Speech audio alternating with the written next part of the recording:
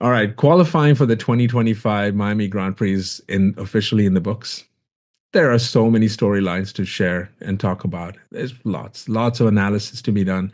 Max being Max, the McLaren drivers being right up there as we expected them to be, although not as high as we would have thought they would have been there. Kimi Antonelli arriving to the party and arriving in style, and he looks like the real deal, doesn't he? But I'm here in front of you, broken, broken Tifosi. Yes, folks, there we have it. Year after year after year, Ferrari gets our hopes high.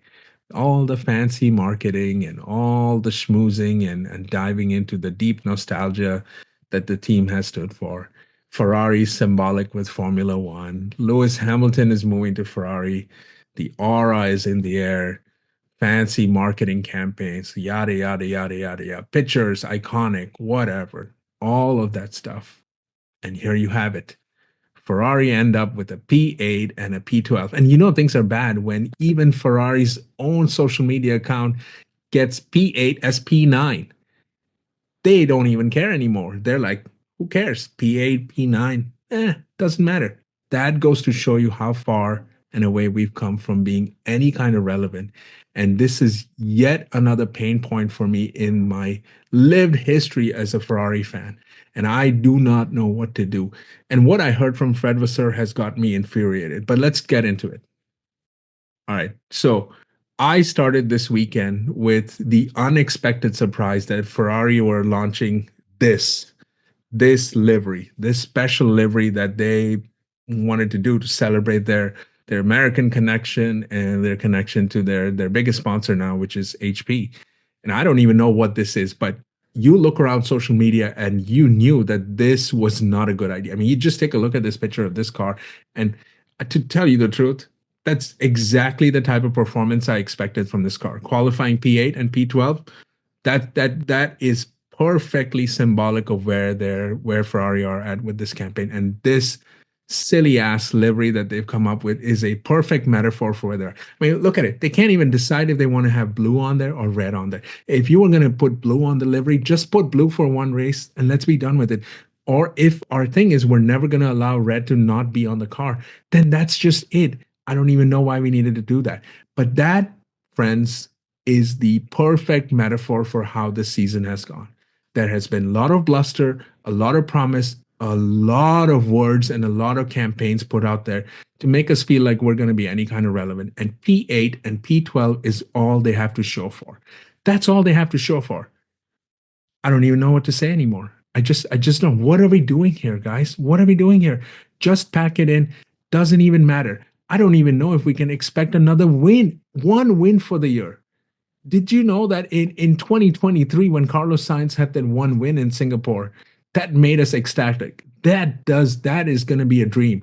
I don't even think we can do that anymore. Unless you think that I'm being hyperbolic or I'm being overreactive, just look and see what the drivers have to say. Let's look at what Charles Leclerc had to say. Charles said after post qualifying, it's been a tough weekend for us so far. This morning wasn't great, referring to the sprint start where Ferrari magically managed to put him on inters when everyone else put full wets. And of course, that's you would have expected them to do something like that. Anyway, he says about qualifying, I don't have the pace and the grip our competitors have. And at a track like this reveals our weakness even more. This is not the result we want as a team, and there's a lot of work ahead of us. I mean, that line of a lot of work ahead of us has just got my mind exploding. All right, Lewis Hamilton. Lewis Hamilton, he had a P3 in the sprint race, an unexpected one, but one that gave him joy and high. And 3 hours later, he is back in the dumps because this team has managed to do that to him already. It's only taken them 5 races, 2 sprint races, and one qualifying session above that to do that. This is what Lewis said about qualifying. Qualifying was more difficult. We lack grip and overall pace. Good God, what else is there that they could lack? And P12 isn't where we want to be. But we'll go through everything overnight and look at how we can optimize our strategy and fight back tomorrow. Then Lewis was pressed even more about why there has been struggles with the Ferrari. And, coming into the weekend, we've been talking about how Lewis has not been able to adjust to this generation of cars, and all of that might still be true. But as it relates to this SF25 that was changed 99% from SF24, this is what Lewis had to say. We'll keep trying. We're only 6 races in, but we're struggling big time. We're trying our hardest to make big setup changes, but no matter what we do, it is so inconsistent every time we go out there. What does that remind you of? That reminds you of where Ferrari were 2 years ago. This is exactly when Carlos and Charles were complaining about the car being too peaky, right? Where it had this narrow window where they could get the most out of the car, and then all of a sudden the performance would drop just like that. I recognize it's not the same thing, folks, but in the last year of this regulation set, this is not good. This is absolutely not good. You can have drivers saying this when it's the first year of the regulations. You can have them saying this when it's the second year of the regulation. Heck, you can have them saying that when it's past that too. This is the last year of the regulation. So if you haven't figured it out by now, you're just not going to figure it out. It's just not going to happen. It is absolutely not going to happen. And this is the part that infuriates me. Shez and I have had this heated debate before as it regards to the SF24 from last year and SF25 from this year. Ferrari put it out there that they changed 99% of SF24, which, mind you, was at least the second quickest car, arguably the quickest car over the last 6, 7 races of last year. Instead of coming out and saying, what else can we do to make the car better?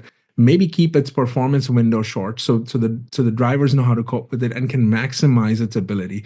They decided to change 99% of the car. 99. And there are several technical details around it. And yes, before you come at me and say, look, yes, the SF24 had maybe reached the peak of its capabilities, I would like to believe you, but I cannot believe a word coming out of the technical team at Ferrari because they have shown an inability to develop the car throughout the season. We all know what happened in Spain last year, and they put themselves in a hole that they could not recover from.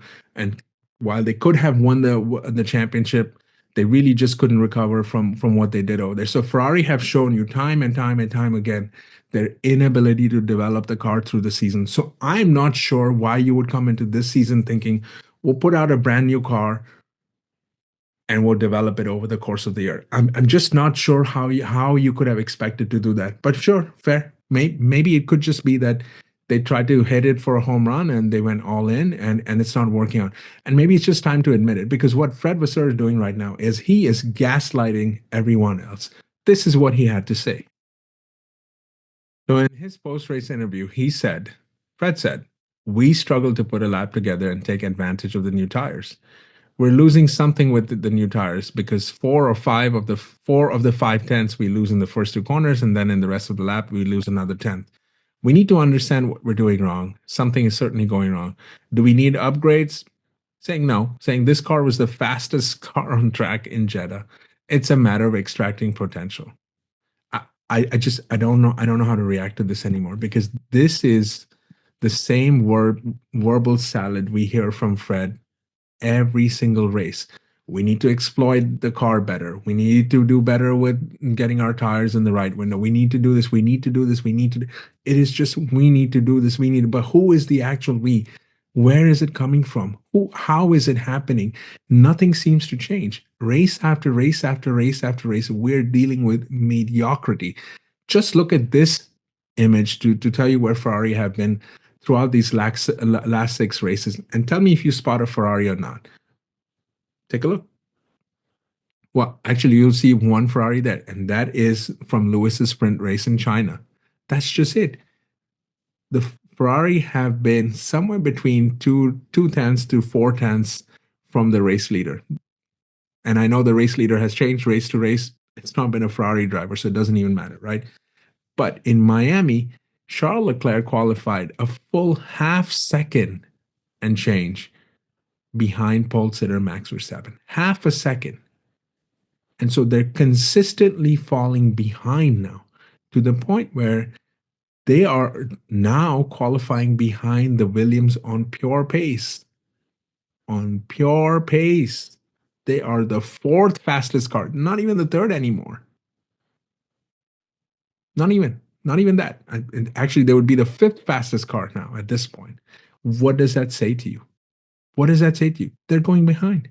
And I don't understand why Fred keeps coming and saying, well, we don't need any upgrades, directly contradicting his drivers, by the way, who both of them echoed basically the same thing, saying, no matter what we do, the car will not go faster. We don't have enough downforce.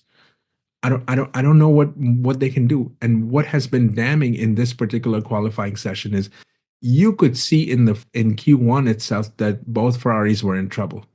And then the eventual thing happened where Lewis was knocked out in Q2.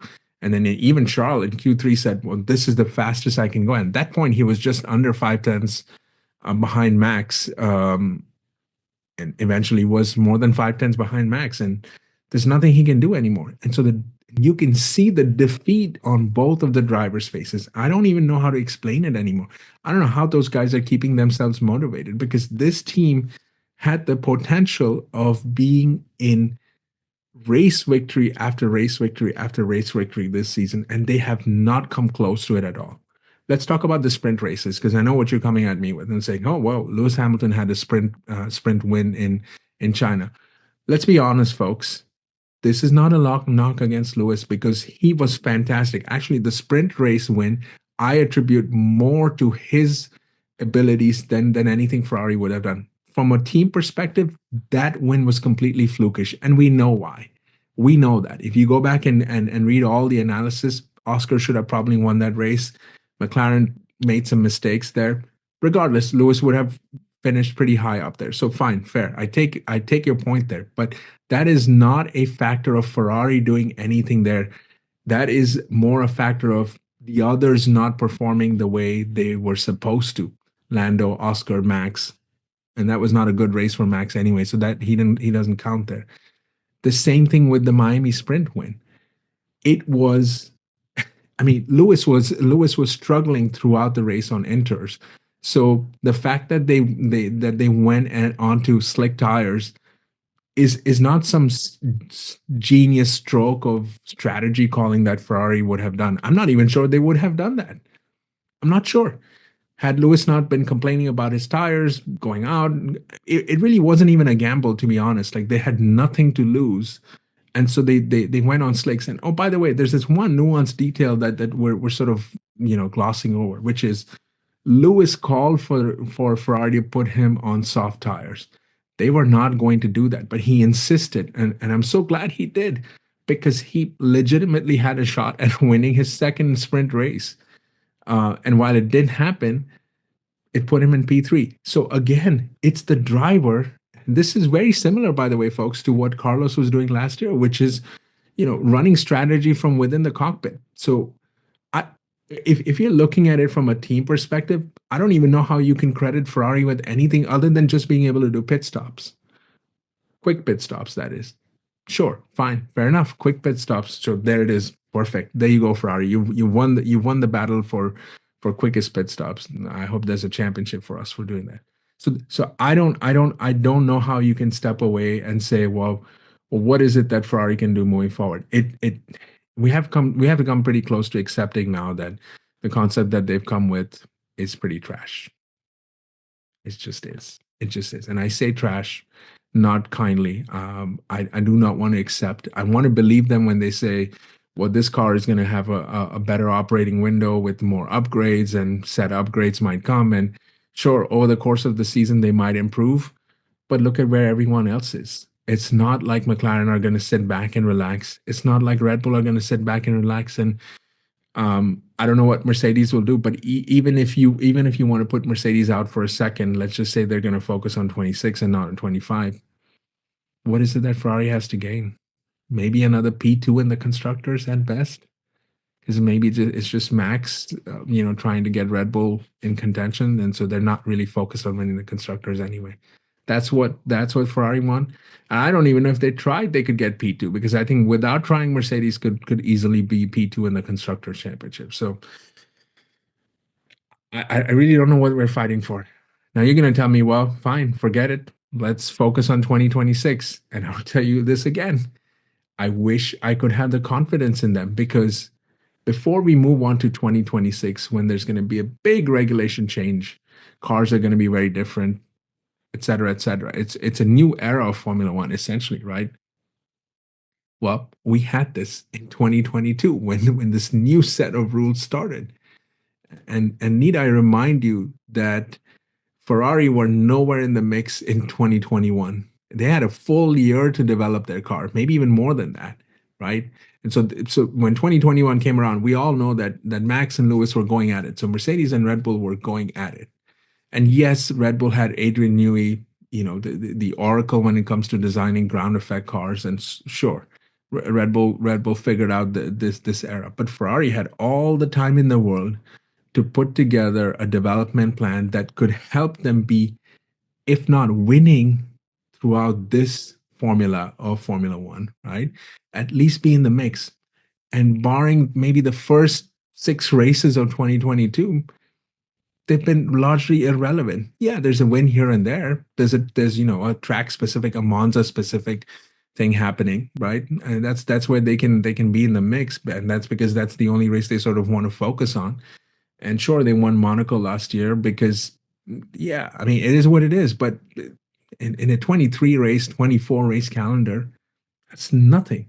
So I don't even know that I can have confidence if they stopped developing for this year and started working on 26 that they would all of a sudden magically bring anything out there. So we have to accept the fact that they're just stuck. And we have to talk about Fred Vasseur because I have given Fred a lot of credit. Shez and I have gone back and forth on Mattia because I thought he was absolutely the worst guy to lead Ferrari as team principal. Perhaps maybe better off in sort of in his area of technical expertise, so he could have done that. But that's neither here nor there anymore. But Fred has been very calm, very collected. He's been putting all the right pieces together. But good God, now things are tight, Fred. And I'm not here to say we should fire Fred all of a sudden or anything like that. That would be kind of silly. But good God, those quotes are now annoying now. They just are because at some point you need some solutions. And if Ferrari came into this season changing 99% of a car that will really not carry on into 2026 and beyond, what's the point of this? I don't know. And so I think it's fair to say that they're just stuck. They're just stuck, that they're going to have to hit a jackpot in a future upgrade that somehow makes them relevant in race wins. And that to me, folks, is buying a lottery ticket, right? That's all. I'm not a gambling guy, but you go out there and gamble and sure, you get lucky, you get lucky. It's not again a stroke of genius or something that can be sustainable. And that's the part that bothers me again is once again, we have let a full rule set pass away these 5 years, and we have 4 years, and we have nothing to show for. Nothing, absolutely nothing to show for. Nothing to show for. And in 2025, in particular, the you can talk about the sprint wins, and sure, that's a credit to Lewis, right? And Lewis Hamilton coming to Ferrari, that news broke actually in 24, so I wouldn't even sort of attach it to 2025. The biggest thing that Ferrari has accomplished this season is actually the double disqualification from China. That's just it. It overshadows everything that's been out there. So how does Ferrari recover? I don't know. I don't know. But here's what I would tell you, Ferrari, Fred Vasseur, if you're listening, I want no marketing gimmicks from you. No more, no more. And let's talk about goal setting, right? Because we're not going to win anything this year, but let's set a simple goal. I want to see no new livery, no new fancy race suits, no track specific anything until you can be on the podium for 3 races in a row. After Miami, there are 18 races left, so there's still plenty of races. Show us that you can be on the podium. On the podium, I'm saying. I'm not saying even win, but be on the podium with one car. Simple goals. Can you be on the podium 3 races in a row? Let's just do that before we start doing all this fancy stuff off track. I'm just tired of all of the bluster that comes, and none of it is backed up by performance. Let's focus on the performance first. Ferrari has plenty of aura, plenty of mystique, plenty of nostalgia to go there. If the winning comes, everything else will take care of itself. But right now, we're acing everything else and nothing on the track. And oh, by the way, the 2 drivers are not to blame at all for whatever their perceived shortcomings are. There's absolutely no blame to be put on them because you have not, Fred, you have not provided them with the car that can help them win consistently, that can help them be confident. They cannot be consistent until you put a car underneath them. So fix it, Fred. Fix it right now.